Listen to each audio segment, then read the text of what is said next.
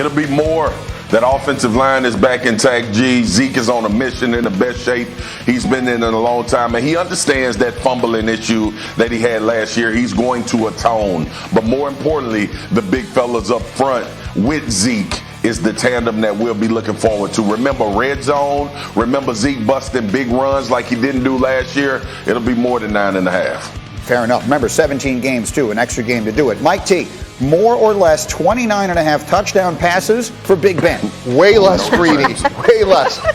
3 new offensive linemen. And you were just educating me that apparently Najee Harris is Gale Sayers, so they have a much better run game. And I think as they get closer to the red zone, they're going to be looking to run the ball apparently because this guy's going to be so dynamic. So we're going to go less. Whose idea was it to give Tannenbaum the Roethlisberger question? We need to have a meeting. Next, Kimberly, more or less 5.5 touchdown grabs for OBJ. Oh, I'm going to say more. Here's why. He had 4 in 2019. I think this year, Baker, the offense is going to be more balanced. Baker's going to be asked to throw more, so I think more targets are going to get more opportunities. Plus, extra game this season, so more than 5.5. That always factors in here. I feel a need to continue to remind everybody we're going to play 17 games this year because I think it's going to take a little while for that to sink in. Having said that, Marcus Spears, you obviously know OBJ, your LSU connection is one, so you've known him since he was very young. But I know there is another superstar that you know it equally well, that you would equate this situation to as people wonder, OBJ coming back, will this actually be a good thing or a bad thing for the Browns? What is your take? Yeah. My take is to stop trying to create a narrative that doesn't exist. And the player you were talking about that I played with was Terrell Owens.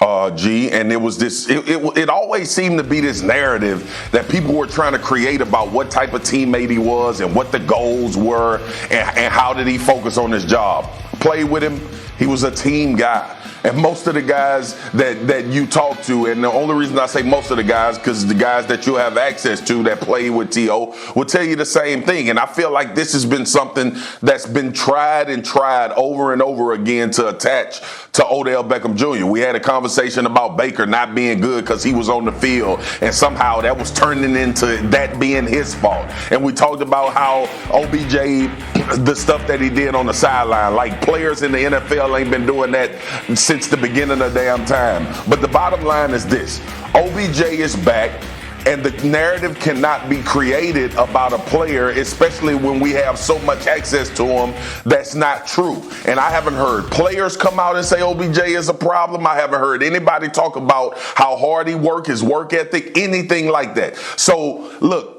and the only reason I'm saying this, G, is because last year when we were having this conversation, it somehow became that OBJ was a problem because Baker Mayfield wasn't playing well. It was because Baker Mayfield and Kevin Stefanski was starting new, and it was figuring things out. I want OBJ on my team based on the things that I know about him, and guys that have played with him will tell you about him. So, I'm not going to say let us.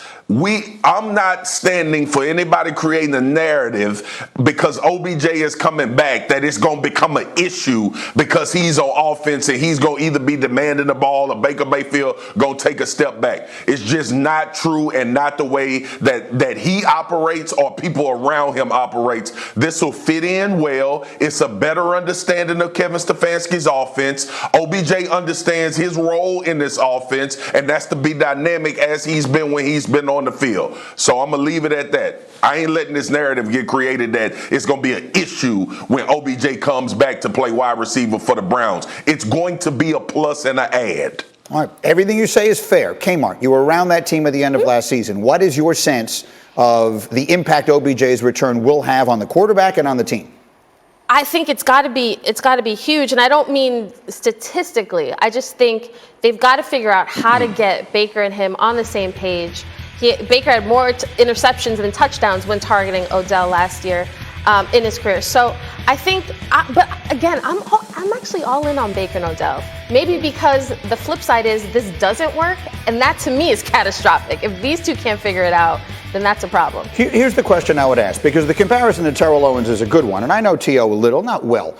And I've heard many people say the same things Marcus just said. But is there something to the larger-than-life personality wide receiver, whether they're good guys, bad guys, team guys, not team guys, that creates a dynamic where there is a pressure to get that guy the ball sometimes that does impact the offense at times in a way that is not advantageous. Yeah, I think that's fair, but Dan Orlovsky made this point, a couple of days ago, which is if Baker Mayfield just plays quarterback, Odell Beckham, and you just made this point about Devin Bush going back to Pittsburgh, which is Odell Beckham may impact the AFC more than anybody else because he can make the one or two plays in the game that changes the whole narrative of the game because he can score touchdowns. So yeah, there's an aspect of flamboyant screening, but he can change a game all by himself because of his explosiveness. Well, that's the point, is that the way that offense is structured, it's not going to be 9 catches for 116 yards and all that kind of stuff most of the time. It's 2 or 3 plays that change the game. Is that going to work? If it does, then that chemistry works, then I agree, it can only be additive. Really, it's like Tyreek Hill in Kansas City, the 1 or 2 plays game that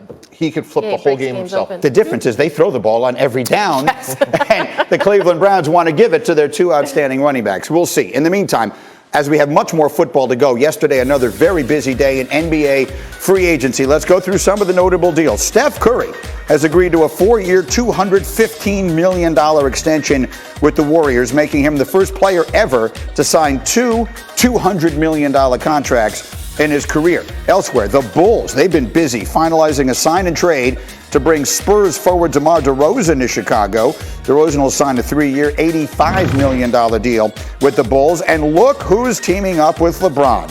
His longtime friend Carmelo Anthony, a 1-year deal with the Lakers. The 18-year vet averaged 13 a game off the bench for Portland last year. He can still fill it up. So with Melo, the Lakers now have 6 players on the roster who are over the age of 35. And the projected starting 5, only AD will be under the age of 32. As currently constructed, this would make them the oldest team in NBA history, according to Elias. And so we have kept our buddy Windy up way past his bedtime in Tokyo as he is covering the Olympics for us, because we needed to ask you just one very simple question, Windy. They've got a lot of names that we know. That is an old team. I just pointed out, the oldest team ever. Is that a championship team in Los Angeles right now? Well, it's old man summer in the NBA. Look at all these guys like Kyle Lowry and Chris Paul getting paid. This is just falling in line with the trend. Also, I'd like to point out the Lakers signed 3 guys in their 20s yesterday. Taylor Horton-Tucker, Malik Monk, 2 of those guys they signed.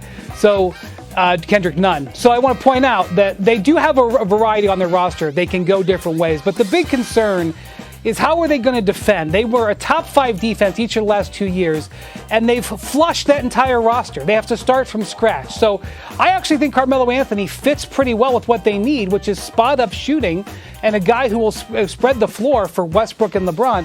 But I don't know how they're going to reassemble that defensive-minded team that won the championship, and I'm kind of surprised. That's the issue more than the age for me. So I think a lot of people will look at this move of bringing in Carmelo Anthony and say, that's LeBron bringing in his guy. Does it make greater basketball sense than that to you?